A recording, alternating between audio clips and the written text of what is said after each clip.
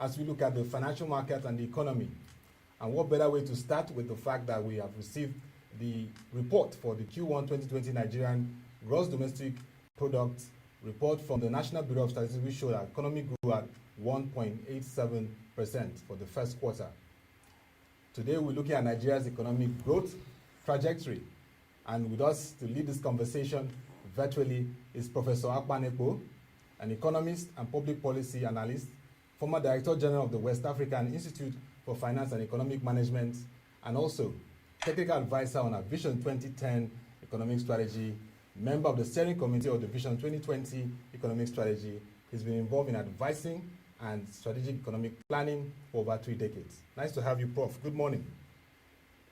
Good morning, and thank you for having me. Yes, good morning. And with me in the studio is our co-anchor and CEO of Africa Reports, Mr. Boason Omofaye. Good morning. Good morning. Good morning. Welcome to the new week. I can see your smiles. The economic report is out. And good morning, Professor. We have a lot to sink our teeth into. Yes. So, Prof, I know you've seen the gross domestic product report. You've read through it, the summary. We grew at 1.87%.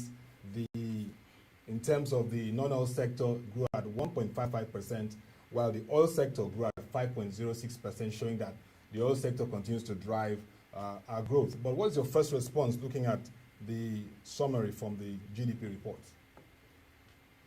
Thank you very much. The GDP report is out. Let me say it's not very impressive because the growth rate of 1.87% is still below the population growth rate of almost 2%. And it has come in a time where we have this pandemic crisis. And as always warned, growth is not development, but you need to grow to develop. 1.87 growth is not impressive at all. If you compare to the first quarter of 2019, we've not made much progress. If you compare to the fourth quarter of last year, there's a slight decline in growth. So it's not that impressive, but it's better than being at a negative trend. But it points to the fact that if something is not done drastically, we might enter a negative growth rate very soon. So we will, but let's discuss further. But it's not that impressive. Yeah, in terms of the nominal GDP, it's 35.65 trillion, and real GDP is 16.74 trillion naira. In terms of sectors, non-oil sectors, agri grew at 2.20% compared to 2.31% Q4 2019. Industries grew at 2.26% compared to 2.75% previous quarter. Services grew at 1.57% compared to 2.60% in previous quarter. I remember 4 years ago when you were the keynote speaker at the Center for Financial Journalism lecture looking at the economy, you emphasized the need for the structure of economy to change, to productivity. That's manufacturing, other key activities beyond crude oil dependence in a revenue base and activity. Take it down now 4 years down the lane. Are you impressed with the developments that have occurred in the economic space? Thank you very much. 4 years down the lane, not much has changed. In fact, the first quarter of this year, manufacturing showed a decline in terms of its growth performance compared to the same quarter of last year. Now, overall in the economy, manufacturing contributes less than 8% to GDP. But the numbers are always misleading because if you look at industries, it shows that industries contribute about 24% or so to GDP, almost. But within industry, the main component is manufacturing, and we're not doing well. For the economy to grow, make progress, manufacturing should contribute at least 25% to GDP. Okay? In our own case, the structure has not changed, but the data is misleading. Because if you look at services, it's almost 54% to GDP, implying that we have arrived. Because in economic development, you move from the primary sector, which is agri, mining, So manufacturing services, they give the false impression that we've arrived. Yeah, we will not, because services in Nigeria is of low quality, rudimentary, and not linked to manufacturing. So that's why you need to dissect that industry, dissect it to the different subsectors to see what is driving what. When you look at, as you say, you look at manufacturing, we're not doing well. You look at construction, all the components, we're not doing well. Okay? Even based on the fact that in Nigeria, when we say manufacturing, we're referring more to packaging, assembly, and bottling. Okay? But even that, we're not doing well. So we have to look at these figures. And as I said earlier, growth is not development, but you have to grow first before you develop. And then you have to look at these figures vis-a-vis other macro indicators, relevant macro indicators. Okay? So the economy is growing at 1.8%, first quarter of this year, but the economy is still in a state of stagflation. We look at the high inflation rates, rising unemployment rate, lending rates, and so on. So it's not impressive. Not impressive, stagflation. And the data says so also. Okay. So, not impressive, stagflation. Looking at inflation is around 12% above, and poverty rate 40.1%. Growth is 1.87%. But of course, Prof has emphasized manufacturing.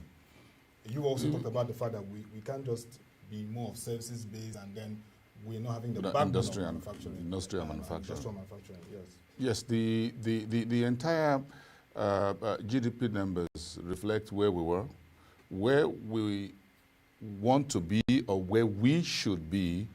Will be a different conversation entirely, and I'm sure Professor have worked severally on this at various times and over the last 3 decades in terms of where are we coming from, where are we, which are some of the 5 basic questions of the Vision 2010 reports in the executive summary.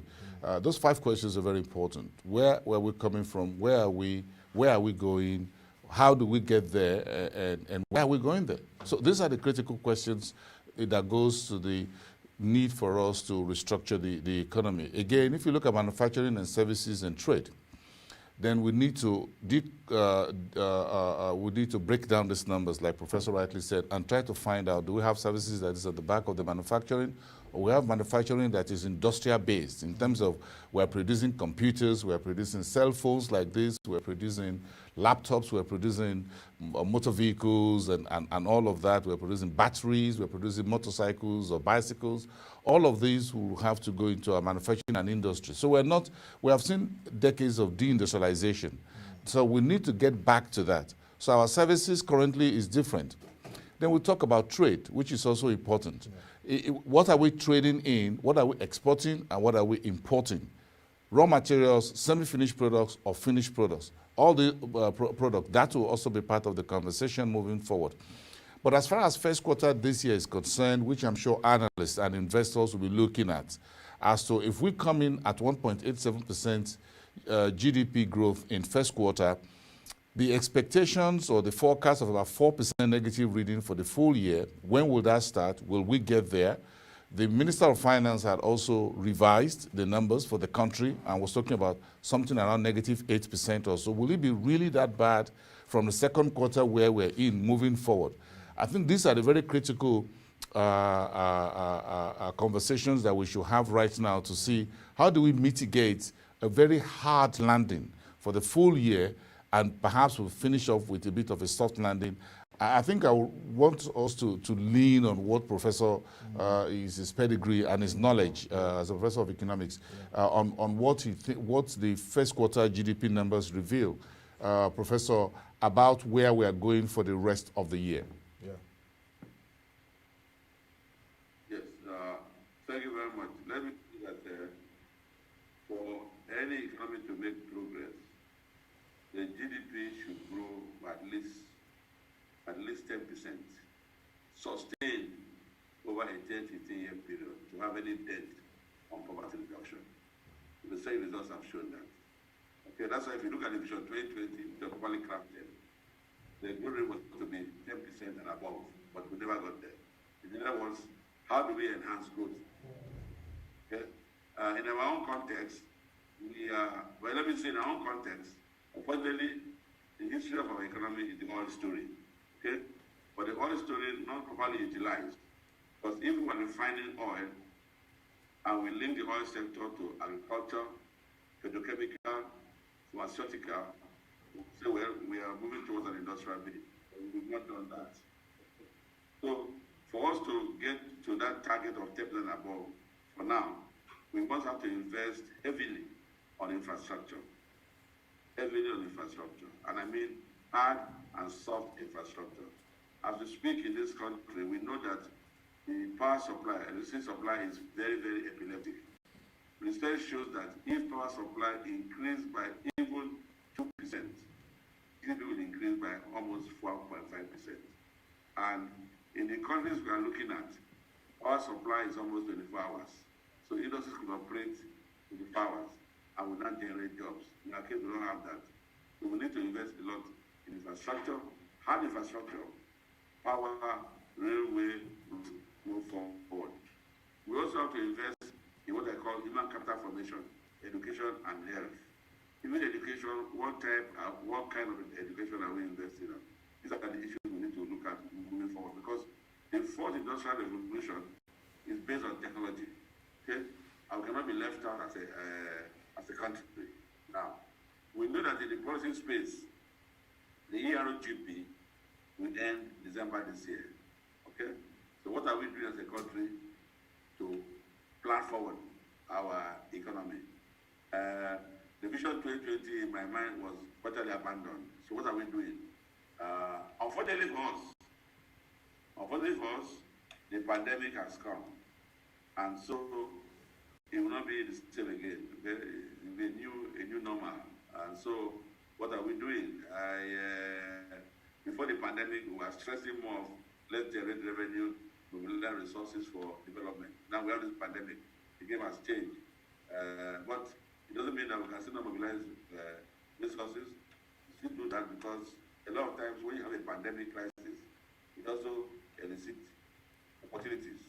Okay, so this is the time for us to reset our economy, plan within our resources, and in my view, demystify the oil sector, because one day it's going to finish.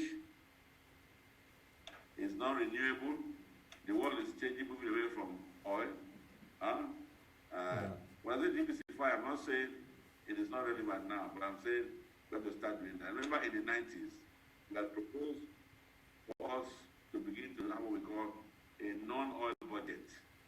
If we are starting that in the 90s, by now we are getting used to it. So whenever you have the oil revenue, you see it as a windfall and use it as such to target certain developmental projects. We didn't do that.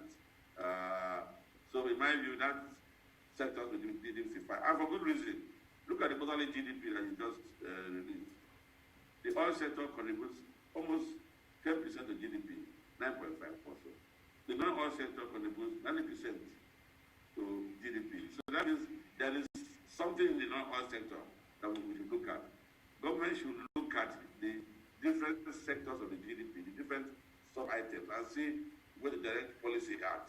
Okay, real estate, housing, those are things that will enhance growth. Are we doing that? Are we looking at the cost of governance? Because we say we mobilize resources. Also, there's a two sides to fiscal policy. How about the expenditure side? Are we reprioritizing? Are we doing expenditure switching? Are we cutting down on the cost of governance? All of this is very, very important for an economy that has all the resources, but is not optimizing them. And then with the coming of this COVID-19. So I think in fact it says that we dissect the GDP thoroughly, and then look at also what is the role of trade. You mentioned trade. Yes. Look at our trade. Trade. What do we export more? It's oil. It's the oil sector. Each time they say the economy is doing well, look at oil. And not refined oil, In fact, refined oil in this quarter reduced by almost, contracted by about 83%. So we export crude petroleum and we import refined petroleum. It is crazy. Nobody does that. There's something wrong, you know. So,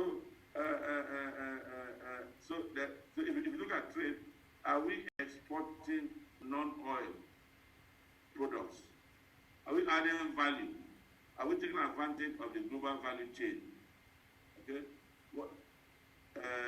Even the agricultural products that we export, they're exported in raw form. Okay. Nigeria is one of the largest producers of cassava. Okay. But I'm sure we import starch. So and this things needs strategic policy by government, and then implement what you pronounce. And I don't know whether we'll get there, but it has shown me that over the years, a major problem is for us to have what I call transformational leadership. We need to do these things right. Professor. Okay. Professor. Yeah. Yes, Prof, if you, Boason here, if you permit me to come in a bit quickly, and if we can leverage your experience so far with the Vision 2010 and Vision 2020, and as you rightly put it, President Buhari has said that we should come up with the Ministry of Finance budget and national planning should come up with a new document as we see at the end of the ERGP, which was a 4-year program which was floated just around the 2016 economic recession period. So, in your opinion, what do you think the new vision should be? The president said should be a 40-year vision.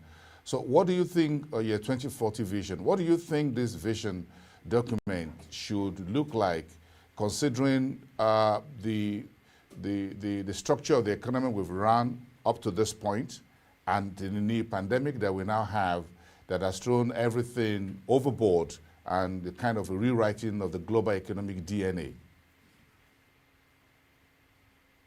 Yeah, I think the vision will be, how do we reduce poverty? How do we reduce poverty? You know, when I see data that poverty incidence is 40%, I just laugh. Maybe you don't know this, maybe you're not aware of the history or the story about the poverty measurement. But even at 40%, that's a large number. But President Buhari said that he wants to move, is it 100 million Nigerians from poverty? Yeah. Next in 10 years. Yeah. That is because when you have a population, a large number, millions in poverty, then you've not started. And let me say that when they say 40% of Nigerians are poor, if you look at the formula that they've used, you say, well, fine, but do we actually have a middle class that will drive the economy? Okay? You have manpower being wasted. You have a country where your best talent, your young ones, are living in those to develop countries, you know. So how do we reduce poverty in large numbers? Okay. That should be the vision.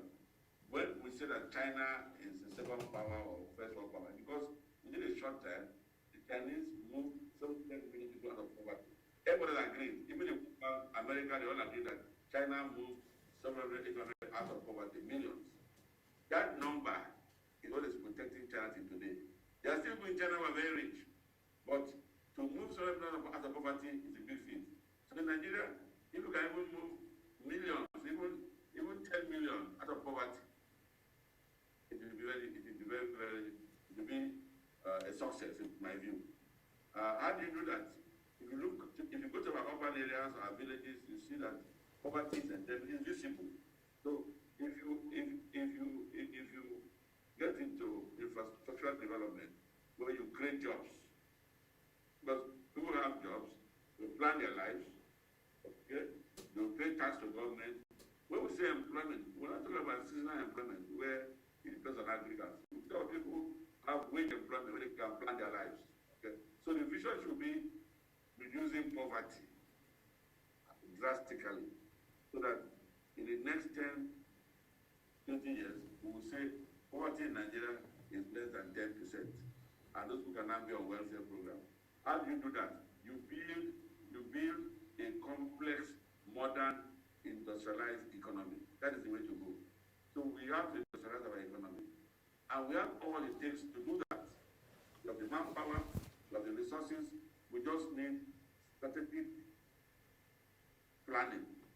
As it was done by other countries, we cannot reinvent the wheel. We can't reinvent the wheel. Okay? And for me, the pandemic, though troublesome, worrisome, gives us an opportunity to reset the economy and let us tackle poverty. And by doing so, let us industrialize. And you can industrialize through several ways. Industrialize through agriculture, industrialize through even your oil sector. You can use that and link it to chemical and so on and so forth. There's several ways to industrialize. You can industrialize through your services sector. We have all this fintech now, okay? Several ways to do this, but we have to sustain it. The problem we have in Nigeria, in Africa, is that when the regime comes to try to put in place major development projects, they're not sustainable. Because for one reason, we want to be, what of a better word, democratic. Once that regime changes, a new regime comes and starts all over again.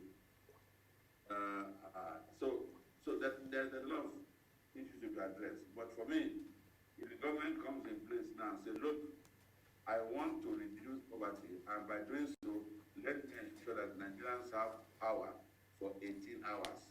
Then the organizer, the barber, the stylist, all these people doing small-scale micro enterprises will now have things to do, and they will now pay fees or taxes to government. Once you move those guys up, you reduce crime in the system, you reduce a lot of things, and then the people are now because you have to have thinkers. You have to think, but they are not thinking in the midst of not being secured or in the midst of being attacked by criminals. But these guys who are organizers, who are welders and stuff, they have problems. They don't have power to run their micro industry. And Nigeria has all it takes to give people power at least 18 hours a day, and who will pay for it. No country develops generators. Right now we have a generator-driven economy. So that's the way to go. Diplomacy, industrialize, by doing so, at least provide power. I'm sorry to say that government has a responsibility to do that. The private sector is the engine of growth, but government has to create enabling environment. Creating enabling environment is not free; it's expensive. So that aspect of government has to be approached in a maximum way so that it's efficient and result oriented. If you wait sector to drive the power sector alone, it will be long, it's a tall order, because of course you cannot blame them. Their major concern is profit. So you need government to be part of it. But government has to be qualitative. I agree with you. The ERGP will be placed with a 5-year plan, in my view, and maybe even a long-term plan. The problem with our plan is that when we do these plans, we don't take it to come to the House of Assembly for it to become law. So if a new government comes, forget about the old plan and start its own. But Professor, one of the things you put out there, and which has been said several, is that the government has to lead from the front, but we've had a very domineering public service sector for a number of decades. But the private sector will have to help deliver what you've just said, so create the enabling environment. One of the things that the various administrations have been trying to get done but find difficult is the transition from a public sector-led economy to a private sector-led economy. Now, how do you think the government, maybe this administration, maybe the next, should be able to take this very decisive decision to hand the economy to the private sector to lead while it provides this enabling environment? What solutions, workable solutions do you think we can have here at the state level, at the federal level, to transit from public sector-led economy to a private sector-led economy? Well, to be honest, I'm going to disappoint you there because in our own context, to leapfrog, you retain the private sector as the engine of growth, but you cannot lead the economy. The public has to lead, but it has to be qualitative. There's something now we call developmental state philosophy, where the government provides the ingredients. I just mentioned power now, for example. Okay? Why is it not going to power? Because if they don't make profit, they will go into it. Look at my own experience. We have bundled NEPA. We've done all those things. It's still not working. So you need a public sector led. At some point, they should know when to get out. Know when to get out. They will lead by providing the environment. But I'm saying that environment is not free. It costs money. You need people who are committed to doing so. When we say to you that Rwanda is the fastest-growing economy in Africa, because the economy is public sector led, what they call fundamental state philosophy. Because the private sector is not interested in development, it's interested in making profit, growth. But what is important? You need them. But government has to say, how is that growth? How will it be distributed?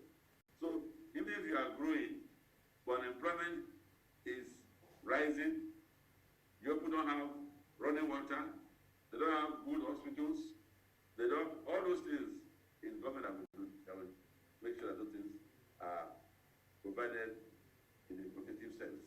So you need both. That's what I'm trying to make.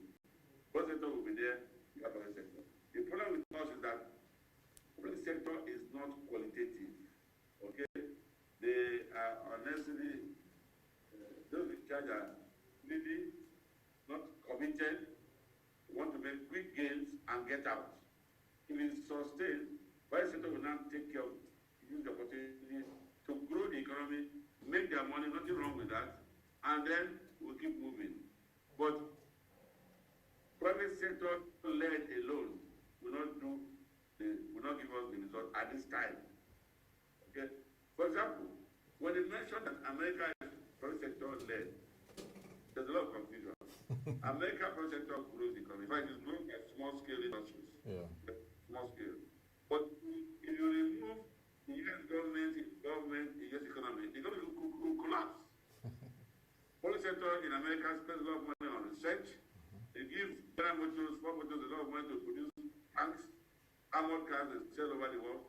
So government plays a major role. So I disagree with my colleagues a lot of time when they say government has no business in business. Yeah. Government has to take business seriously, but not in the sense of private sector trying to make profit, but run it efficiently, not at a loss. So we have a problem here, Professor. We have a problem. We have a problem here, Professor. There's no way to get out. Professor, we have a problem here in which the public sector become profiteering.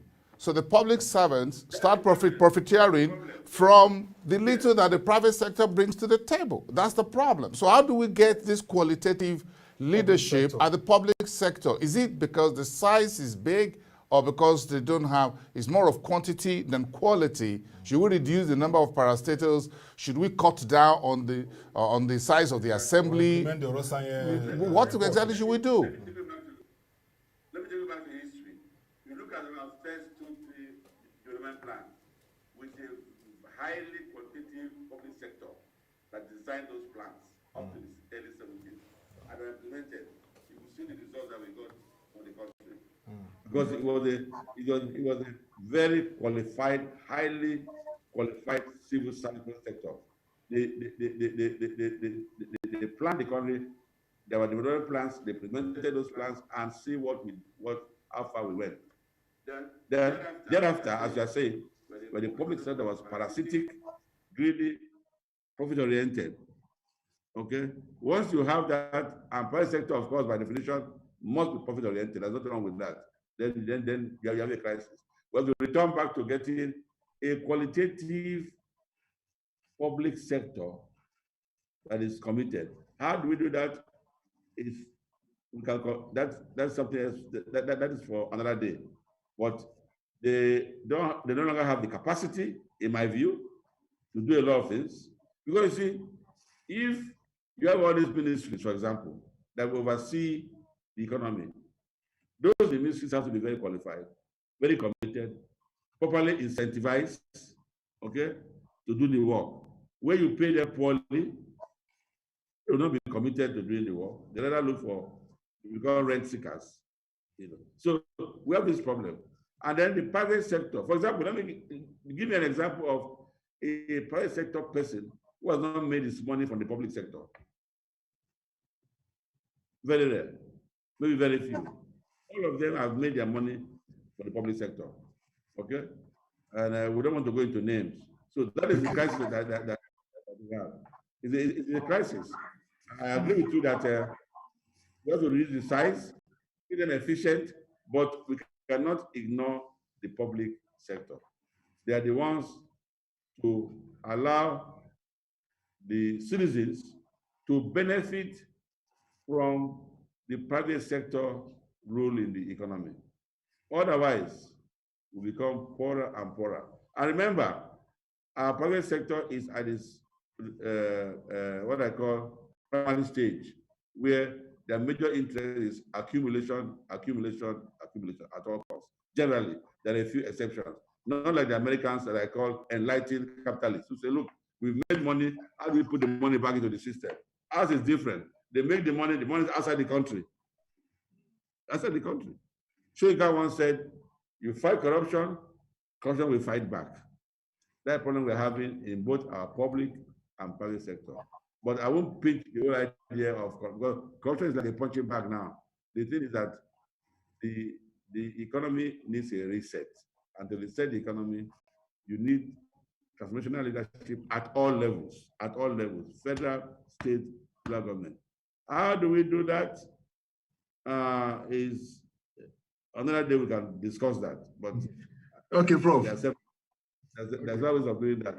I think today we want to just stick to our GDP figures. And, yes. Yes. So, Prof, you said development philosophy, because one of the challenges we have is also identifying a philosophy, economic philosophy that drives our planning and strategy. So are we going to look at development state philosophy where you have a robust public sector, but the private sector is there also keying into the agenda and driving it? And then I want to ask about the economic plan. You talked about 5 years, but can we have like a long term, and then we look at the short term, medium? If you can give us a breakdown of what should be short, medium, and long term. First of all, you're right. Every government must have a philosophy.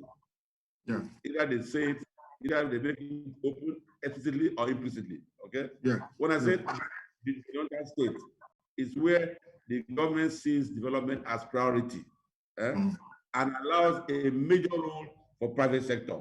Okay? Or guides it up to a point where the government now retreats. Okay? Now, every country that has made it in the so-called third world, they have planned their economies. They have planned. They will not succeed, but they plan. Okay? Because to succeed depends on what you put into the plan. Okay? I said Nigeria, look at the first 2 3 year plans, the first from the 60s. They were well articulated and implemented. Now, you're right. Most countries have what we call a perspective plan, a long-term plan. Like Nigeria had years ago, say, Vision 2020 was like a plan, a perspective plan. You now have 5 years plan to implement that long-term plan. Okay? So I'm saying if you don't have that, at least start with the 5-year plan. We had 2020, who was a vision, and we had a 5-year plan to implement the first 5 years, but it was abandoned because somebody came, this agenda, it was abandoned. Now, I think we need a perspective plan, you say a long-term plan, and 5 years to implement it. The thing is that once we have those plans, luckily now we have an emerging democracy, we take it to the House to make it a law, so that when a new government comes, it doesn't abandon, it can fine-tune it, because figures do change. In fact, a good plan will make allowance for what we call shocks. either positive or negative shock. Like the pandemic is a shock. A good plan will make allowance for that. So let me tell you, the ERGP was not passed into law. Oh. Okay. Before that, the plan before that was not passed into law. Okay. If there's even a false process in how we do this thing. We have the medium-term plan, right? Now, if you have a medium-term framework, it becomes irrelevant if you have a development plan, because a development plan is much more embracing than the medium-term expenditure framework. MTF gives you only a fiscal profile, okay? But a development plan tells you about the entire economy. So if you have that, your MTF becomes a subset of your development, of your 5-year development plan. If it's a long-term plan, you have five years to implement. Like now, Nigeria, what they call Agenda 2050. Okay, I think they have that. I've seen that in Abuja. Agenda 2050. If they have that, they can have five-year plan to get to 2050. But it has to be something that they will walk the talk. 2020, they brought all Nigerian experts I've ever seen in my life since I grew up. They brought experts from all over Nigeria to put it together. Then nothing happened. Yeah. You see, I was part of it, but nothing happened. We didn't walk the talk. So we have to plan. So what is our philosophy now? If you ask me, I will say, from the point of view reading literature and being part of it, we are trying to build a market economy. Okay? Not knowing that that market economy has some prerequisites which we've not met. So let's resort to a developmental state where the government says development is priority. And then we have a major role for private sector. Whatever, invest in infrastructure and let us see you doing that. And they have a monitoring and evaluation put to go and see whether you're actually doing this. Not for us anymore, it's for the future generation. For example, now, we keep borrowing. Do we know what the money is spent for? So it's not our concern now. If for those that come after us, I tell my colleagues, they may abuse us in our graves, that what do we use this money for? So let us begin, let us reset the economy. And for me, it could be done. Yeah. It could be done. Do you think, Prof, that the Buhari's administration could still put a development plan in place, or perhaps revisit the second national development plan of the Gowon administration that was not fully implemented? How do you think we can put this together? Because we keep running the MTF, and we're doing some, the administration is trying to do some developments, build railways, repair the Lagos-Ibadan highway, build the second Niger bridge. These are development actions. But again, how do they all come together, sir? In your opinion, how should they come together? Yeah. You're right. You see, when we abandon planning wrongly by the advice of the World Bank, we abandoned planning. They now saw chaos in the fiscal policy arena. The World Bank brought MTF. They said MTF to bring some discipline to the fiscal rascality of government. Okay. Now we have planning. Once you plan, MTF becomes irrelevant. So Buhari can still have, in fact, they're working on it. The Minister of Finance says so. A 5-year development plan from 2021 or so to 2005. They're working on it. I'm saying that if they succeed in doing that, they make it into law, and then make sure it's implemented. The plan go on abandoned. Go on they abandoned it before go on. The plan 68, the 75, they were all implemented to a large extent. It was the 80-something plan that was abandoned, and since then we had a crisis. You know, so you're absolutely right. But they can do it, and I'm sure that the Minister of Finance said so, that they are working on a 5-year plan. I will hope, and then they have what they call Agenda 2050, which means they also go beyond that. So the point is that for Nigeria, it is not the document that is the issue. Is how do we ensure that everything in the document, most of it, is implemented? And I'm saying part of it is that when you have regime change, because democracy, every party will be there tomorrow. You make it into law, become difficult, and then make it make it a bottom-top approach plan where most Nigerians are part of it.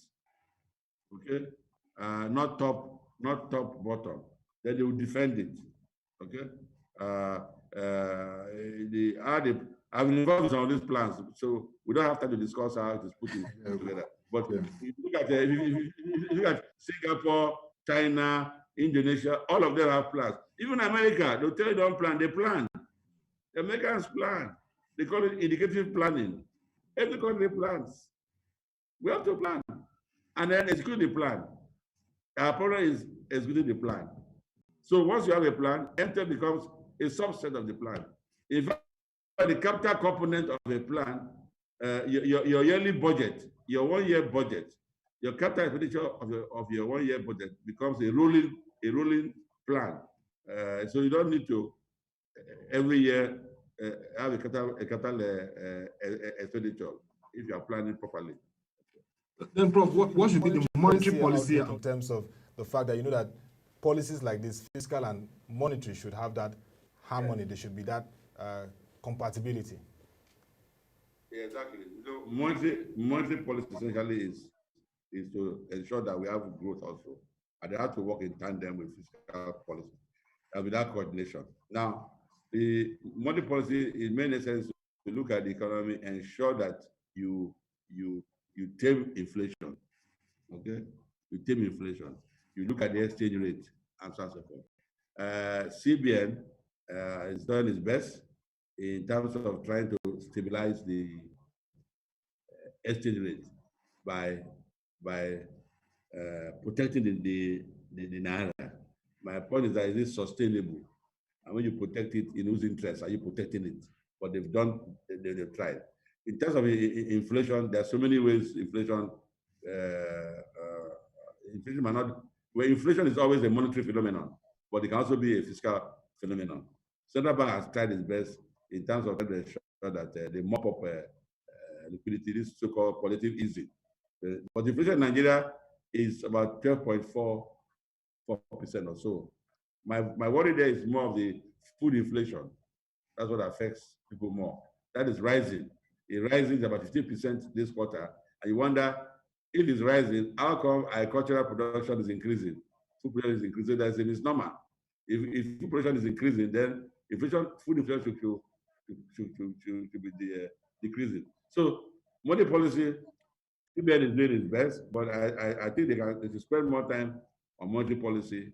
But because of the nature of our economy, they also getting involved in what I call their developmental function. But definitely, monetary and fiscal policy work together for you to have sustained growth. Okay. CBN has a challenge because, as you know, with the pandemic and the sharp drop in oil revenue, our reserves will decrease. Okay. So at some point, I don't know how sustainable to defend the naira. So two things will happen: either the naira will depreciate or will be devalued, and the outcome is almost the same. Of course, on the street now, the naira eventually has depreciated.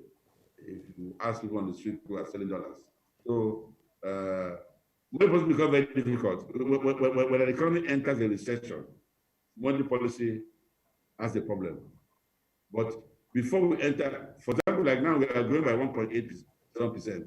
This is where money policy can do its work. This is the time to do its work. But must work closely with the fiscal authorities. When we enter a recession, it becomes a problem. Even if they make interest rates zero, there will be no growth. Okay. Prof, let's get your closing thoughts for the economy. And of course, a word to young economists. I mean, you've been an economist for about 4 decades, vast experience. What would you like younger economists to focus on and even learn in this time? Well, as I said, Nigeria is our country, so we must have hope. But we cannot just hope without planning the economy. The economy needs planning. It needs people who are committed. We need strategic thinkers to drive the economy. And we need more economists in government. People made that mistake. A lot of Nigerian economists are not in government. Okay, government is not around. We don't have economists in government. Let's put it that way. We have very few, but essentially we don't have economists. I'm not saying that if you have economists, they'll do better, but at least they understand the technical aspect of how these things work. We don't have that many, but maybe going forward we're going to have. For me, young economists should work hard, understand the economy properly, and know that economics is a social science. If your economists cannot contribute to uplifting the welfare of your people, to reducing poverty, then you not arrive. Okay? All the methods we use, fine. Understand them very well. Read every day so that you're not guilty of ignorance as a virtue. You understand the economy, then you can make your contribution. And let me tell you, you don't tell government you must do A. You tell government if you do A, this will happen. If you do B, if you do C, then government in its own wisdom will decide what they want to do. And government is not homogeneous. Government is run by a class of people who think differently and have different interests. There's always a contention for power, and that will determine which one they take. But the economists will give you options. Okay, so I see bright future for our economy, for Nigeria, but that future we must work towards it. Let's not allow the fourth industrial revolution based on technology evade. Let's try to be part of it. Thank you. Thank you so much, Professor Akpan Ekpo. Boason, I guess you've had enough. Yes, quite a lot of a lot of food for thought. I mean, you now understand. That was Professor Akpan Ekpo, an economist and public policy analyst, who gave us insight into our GDP first quarter 2020 report that came from the National Bureau of Statistics, 1.87%, but gave us an insight into how we can move forward as a nation, particularly looking at a very unique economic philosophy of development states, where the public sector plays a key role, but allows the private sector to also partner to unlock opportunities in the economy, and also makes a case for economic policy plans in our country to be gazetted by law to ensure that whichever party comes in, they look at that policy, they continue with it, and adjustments can be made, but not discarded, because the challenge of Nigeria is that we've had good economic plans, but they've been abandoned at certain periods.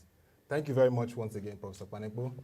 And that will be all for this edition of the Market Review. It was also nice having you, Mr. Boason Omofaye. Thank you. My pleasure. Nice. See you again. Yeah.